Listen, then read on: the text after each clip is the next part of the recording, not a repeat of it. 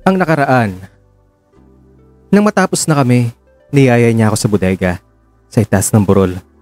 Sumama naman ako. Wala pa kasing alas 5 ng hapon na yon. Nga pala, may shower dito.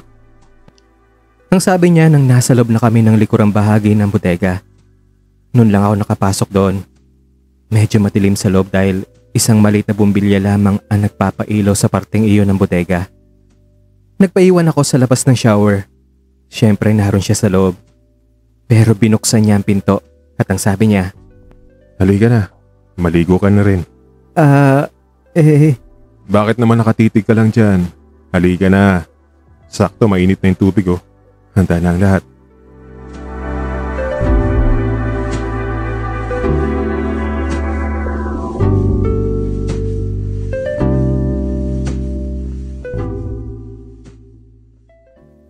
Ang pagpapatuloy. Pumasok ako sa banyo para magbanlaw ng katawan ko. Tahimik lang ang paligid at tanging lagaslas ng tubig mula sa shower lang ang maririnig. Bumungad si James na kalalabas lang ng shower area, balot na ng tuwalya at pinupunasan pa ng isang tuwalya ang kanyang buhok. O tapos na ako, ikaw na. Sabay ngiti. Ngumiti rin ako. Medyo nagulat kasi inakala kong sabay kaming maliligo. Mali pala ang akala ko. Nakasat ng tubig ah, mainit pa yan. Ang sabi niya habang inaayos sa mga gamit sa lababo. Tumango lang ako. Pilit na itinatago ang hiya. Ewan ko ba? Pero parang may hiyang bumalot sa akin ng mga sandaling iyon. Siguro dahil sa maling akala ko. Habang palabas siya ng banyo, tumingin pa siya sa akin ng saglit at nagbiro pa ito. Hoy, huwag mong ubusin ng tubig ah. Joke lang. Sige na, magbanlaw ka na. Ngumiti na lang ako. Pero sa loob-loob ko, parang may bumigat sa dibdib ko. Hindi ko alam kung bakit ako kinakabahan o kung bakit ako nag-expect. Pagkasara niya ng pinto, napailing na lang ako. At ang sabi ko na lang sa sarili ko ay napaka-assuming ko talaga kahit kailan. Minsan talagang tanga ko. Ipinikit ko ang mga mata ko at huminga ng malalim habang tumatama ang tubig sa balat ko. Akala ko kasi sabay kaming maliligo. Pero mali pala talaga ang akala ko. Siguro masyado lang akong nadalahan ng mga biro niya. Sa ilalim ng agos ng tubig, naisip ko, baka ako lang pala nagbibigay ng ibang kahulugan doon. At doon ko lang na mas naramdaman ang hiya sa sarili ko. Pero sa likod ng lahat, hindi ko rin maitago na may kakaibang saya pa rin akong nararamdaman. Kahit alam kong wala naman talaga para sa kanya iyon. Nang pareho na kaming tapos makapagbanlaw, dinala niya ako sa kanyang malit na bahay kubo sa likod ng bodega. Napag-alaman kong siya ang gumawa nun. Kapag natapos na raw kasi ang duty niya ay doon siya natutulog dahil wala siyang nauwian na lugar sa amin. Pumayag naman daw ang may-ari ng bodega. Kadalasan kasi ay siyang naka-duty ng mahaba dahil ang kapartner niyang gwardya ay may pamilya at paminsan-minsan lang nag-overtime. Kung kaya ay gumawa na lang siya ng temporary na bahay niya, sa parang iyon ay makakatipid din siya dahil hindi na niya kailangang mangupahan pa. Natapos din siya magbihis. Nakapuruntong short siya at walang damit pang itaas. Hank na hank ang dating niya. Tinungo namin ang isang gilid ng bodega kung saan ay may mga niyog. Hoy, kain tayo ng buo ko. Sakto, fresh ito. Kakapitas lang kanina. Nga pala, maalala ko. May utang ka sa akin ha? Ha? Utang? Anong utang? Para saan? Paano ako nagkautang sa'yo? Kailangan ko pa bang ipaalala sa'yo? Siyempre alam mo na yun. Ngumiti lang ako. Iyong ngiti na nakukyutan sa kanya. Okay, sige. O sige na, umakyat ka na. Kumuha ka na ng buko.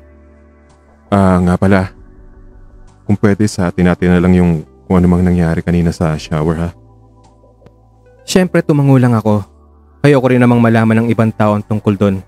Bagamat alam kong sa edad kong iyon ay may kakaiba na sa akin pagkatao. Ayokong tanggapin na bakla nga ako. Para kasing hindi ko matanggap na kapag naglalakad ako sa kalsada, may sisigaw sa akin at pagtatawanan nila ako. Nga pala. Gusto ko kapag may time ka, dalawin mo ko dito tuwing Sabado. Ano, okay lang ba sa'yo yun? Kahit naka-duty ka? Oo, wala namang problema yun. Okay, sige. Sure ka? Parang napipilitan ka lang eh. Sure po ako. Tanong ko lang, nagustuhan mo ba? Tumangulang uli ako. Totoo naman kasi, hindi lang gusto. Super mega to the max na gustong gusto. Pagkatapos natin kumain dito, pasok ulit tayo sa kubo ha. Napangiti naman ako. Alam ko na kasi ang nasa utak niya. Ngiti lang ang naiganti ko sa kanya. Siguro nga'y totoo ang sabi niya. Kahit nga nung bata pa ako, maraming dalaga ang naaliw sa akin. Kinukurot nila ang aking pisngi at may mga nagbibiro sa nanay ko na ang cute ko daw at i-reserve daw ako sa kanya paglaki ko. Paano naman kasi, makinis ang balat ko, maputi, maganda ang mga mata, matangos ang ilong. At dahil mahaba ang buhok ko, mukha talaga akong babae. Hanggang sa 21 na nga ako sa puntong iyon, mahaba pa rin ang buhok ko. At ang sabi nila, kung babae nga lang daw ako, napakaganda ko. Bakit naman? Mukha ba akong babae ha? Medyo. Pero kahit lalaki ka, cute ka pa rin. Simula noon ay palaging si James na ang laman ng isip ko. Pakiramdam ko ay mababaliw ako kapag hindi ko siya nakikita. Kahit saan ko ibaling ang aking paningin, tila naroon siya. Lahat ng aking nakikita ay nai-relate ko sa kanya. Sa paglalakad ng tao, sa kulay ng damit na nakikita ko, sa buhok ng sinong lalaki, sa pananamit ng taong nakasalubong ko, sa tangkad nila, forma ng katawan. Kahit sa mukha ng ibang tao ay nakikita ko si James. Kahit ang amoy at pagdampi ng balat niya sa balat ko, sariwa pa rin sa aking isip. Wala na talagang duda. In love na ako kay James. Siya na ang first love ko. Kaya simula noon, palagi na akong pumupunta sa ilog. Kahit galing pa ako sa eskwelahan, didiretso kagad ako sa ilog. Magbabakasakaling naroon siya. At dahil araw ng Sabado lang ang sinabi niya sa akin na dalawin siya, kung kaya ay hanggang sa ilog lang ako, kunwari ay maliligo. Pero ang motibo pala ay ang pagsulyap kung naroon ang gwardya ng buhay ko. Sobrang namimiss ko na talaga siya. Minsan kapag nakikita ko siya sa burol, kakawayan niya ako at kakawayan ko rin siya. Pakiwari ko ay excited din siya kapag nakikita niya ako. Kitang-kita kong laki ng ngiti niya at ang saya niya. Kahit busy siya sa pag-check ng mga lumalabas na kopra at abaka, kakawayan talaga niya ako. At hihinto sandali para pagmasdan ako kapag nakikita niya ako sa ilog. Kapag nangyari ang ganong pakiramdam ko ay para akong lumulutang sa ulap. Simula noon ay palagi ko na siyang dinadalaw sa bodega. Wala akong pakialam kung anong araw iyon. Wala rin akong pakialam kung may mga taong nakakapansin. Tama nga sigurong sabi nila, kapag nabaliw ka na sa pag-ibig, gagawin mo na talaga ang lahat. Kapag na-miss ko siya, inaakyat ko ang burol kung saan siya nagtatrabaho. Pero naging maingat naman kami kasi kapag may trabaho pa siya, nariyan ang mga trabahante at busy siya, nagdodoble ingat kami. Kung minsan din ay naroon ang may-ari ng bodega at naroon din ang kasama niyang gwardya. Kaya dinadalaw ko lang siya kapag wala ng trabahante ng bodega. At may terms of endearment na rin kami. Yak, yan ang tawagan namin sa isa't isa. Short for Maniakis. Nang tinawag kasi niya akong Jack, tinawag ko rin siyang Yak. At hindi na nabura sa utak ko iyon na nakasanayan ko nang itawag sa kanya. Kung kaya ay nahawa na rin siya. Pareho lang daw kaming Yak. Kaya yun na rin ang tawag niya sa akin. Hindi naman ako tumutol. Cute rin naman kasing pakinggan. Kakaiba. At dahil siya nagbinyag ng tawag na iyan sa akin, parang ang sarap talagang pakinggan. Yung feeling ba na may bagay sa akin na siya ang nag-imbento. Nakakatawa pero kami lang ang nakakaalam ng kwento ng tawagan naming iyon. Maganda naman ang aming arrangement at setup. Iyon bang dalawang taong sa panlabas ay makikita mong normal lang na magkaibigan. Pero kapag kaming dalawa na lamang, nag-iiba ang aming kilos at paikisama sa isa't isa. Kung minsan pa nga, kapag ganyang kaming dalawa lang ang nasa loob ng kubo niya at nakaupo, hindi ko maiwasang hindi ko isandal ang aking ulo sa bisig o dibdib niya. Ang sarap ng feeling kasi pakiramdam ko, mahal niya talaga ako at sobrang sweet niya sa akin. Kung sweldo naman niya, iimbitahan niya akong doon kakain sa kubo niya. Itatanong niya sa akin kung anong gusto kong ulam at lulutuin niya. Tapos tutungo na iyan sa palengke. Magmumotor at sa pagbalik niya, dala-dala na niya ang kumpletong sangkap at rikados. At syempre tutulungan ko siyang magluto kunwari Kahit nangungulit lang ako at kapag tapos na siya, kakain na kami. At dahil kaming dalawa lang ang tao sa kanyang kubo, libre naming magagawa ang mga bagay na hindi namin kayang gawin kapag nasa publiko kami. Nariyan yung susubuan niya ako na pagkain. Nariyan din yung maghaharutan kaming habang kumakain. Nariyan din yung simpleng kakain lang kami at magkukwentuhan ng kung ano-ano lang. Sobrang saya ko sa piling ni James. May sariling mundo kaming ginagalawan na tanging kami lamang ang nakakaalam. At sa mundong iyon ay pwede naming gawin ang lahat. Bagamat wala naman kaming sinasabing I love you sa isa't isa. Hindi ko inalintana. Ang alam ko ay nasa puso ko siya. At sa puntong iyon ay hindi ko na rin inaalam kung ano ang nararamdaman niya para sa akin. Ang alam ko lang, nag-i-enjoy ako. Palagi akong nasasabik sa kanya at hindi ko na siya maiwawaglit pa sa aking isipan. Kaya ini-enjoy ko na lang ito. Sa isip ko lang, ganyan talaga siguro kapag ganong klaseng relasyon. Walang aminan. Wala rin yung kagaya ng lalaki at babaeng magkasintahan na lantaran sa publiko ang holding hands. Wala pa naman kasi akong narinig o nakitang kapwa lalaking magsyota sa aming lugar. Pero ramdam kong iba ang sa amin ni James. Hindi yun pagkatapos namin ng lahat ay wala na at ang lahat ay pwede nang ibulgar. Ang sa aming dalawa ay ramdam kong may respeto, may concern. Pero ewan ko lang din kung sa side niya ay may naramdaman din siyang pagmamahal. Ang buong akala ko ay tuloy-tuloy ng lahat sa amin. Pero sadyang mapaglaro ang tadhana. Isang Sabado, nadatnan ko sa kanyang kubo si James at baka sa kanyang mukha ang matinding kalungkutan. Bakit naman ganyan ang mukha mo, Yak? Yak, malubha kasing kalagayan ng nanay ko eh. Ano? Bakit? Ano bang nangyari? Na-stroke siya. Nahinto ako at napaisip. Siyempre, matinding lungkot ang nadarama ko. Hindi lang dahil sa nangyari sa kanyang nanay at sa sakit na kanyang nadarama, kundi sa maaring epekto nito sa amin. Ano nang gagawin mo ngayon? Uuwi ako bukas sa amin sa Mindanao. Pakiwari ko ay may sibat na tumama sa puso ko sa pagkarinig ko sa sinabi niyang iyon at hindi ko na malayan ang mga luhang kusa na lang tumataloy sa mukha ko. Bigla akong naramdaman na matinding insecurity at pagkaawa sa sarili ko. Babalik ka pa ba, Yak? Iyon na siguro ang pinakamasakit na tanong na nabitawan ko sa kanya. Kahit may takot akong marinig ang sagot niya, tinanong ko pa rin ito. Depende kasi sa kalagayan ni Yak. Pinilit kong pigilan ang sarili kong umiyak. Sino pa ako sa buhay niya para umiyak, di ba? Ang nasabi ko na lang sa isip ko. At wala naman talaga kaming relasyon. Kung kaya'y tumalikod na lang ako sa kanya at lihim na pinahid ang aking mga luha. Sana maayos ang kalagayan ng nanay mo, Yak. Ang sambit ko na lang. Pinilit na hindi mahalata sa aking boses na umiiyak ako. Alam ko kasi na kapag nasa Mindanao na siya, maaaring mahirapan na siyang bumalik.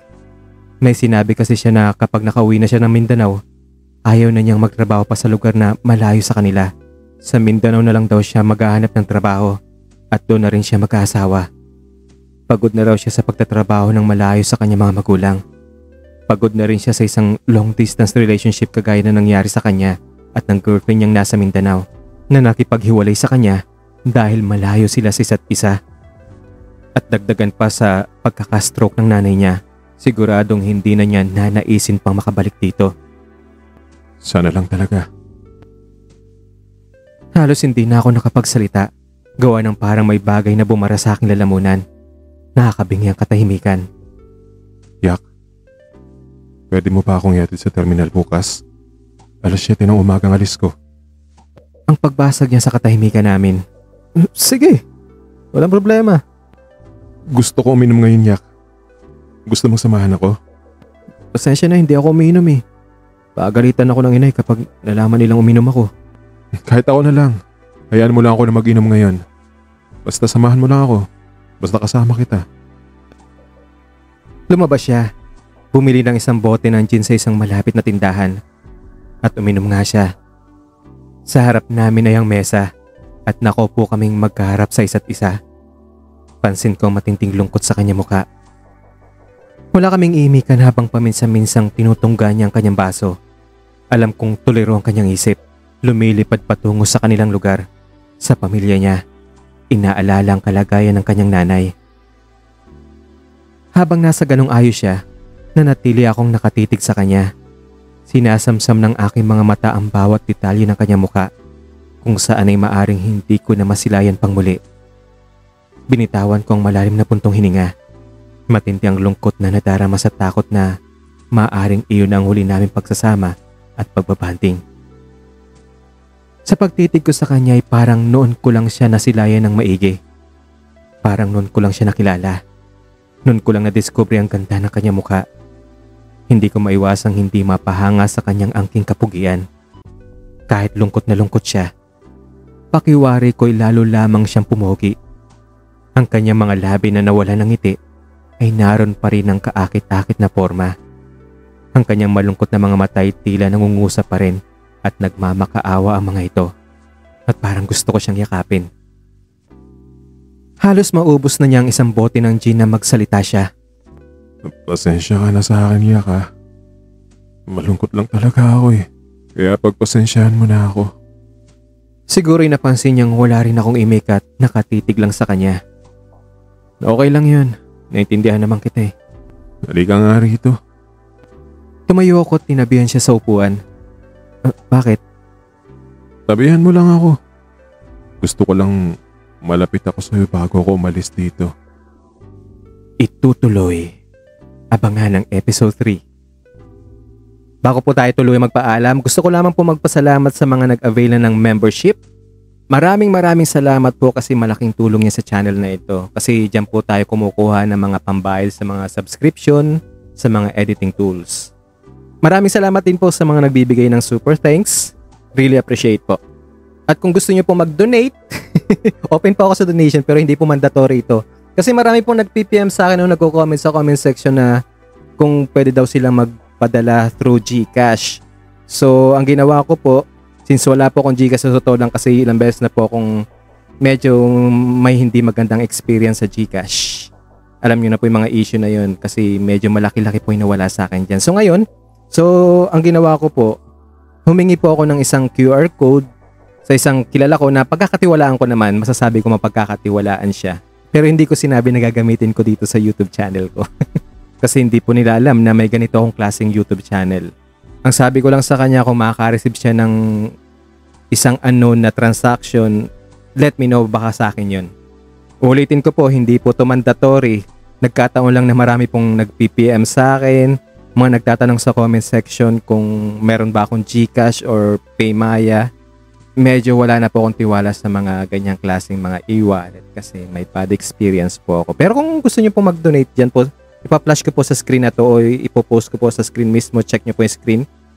Yung QR code na sinasabi ko, i-post nyo lang po, then scan nyo lang po siya. Then any amount will do. Wala naman pong specific na amount kung magkano lang po madodonate ninyo para sa channel natin ito para ma-maintain natin yung mga subscription natin sa editing tools na ginagamit natin.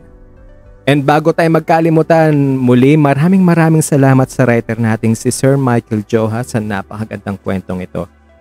Abangan niyo po siya kasi bawat episode ay maganda siya, lalo na yung uncut version. Kung hindi pa po kayo nag-a-avail ng membership at gusto nyong maranasan yung full experience at advanced screening ng kwentong ito, mag-avail kayo ng membership. Ang join button po ay nasa tabi ng subscribe button. I-click nyo lang po yun, then follow the prompt lang po para makapag-avail po kayo ng membership. So yun lamang po, kita-kinig po tayo sa next episode, ang episode 3 ng kwentong ito. So for the meantime, bye-bye muna. Bye-bye.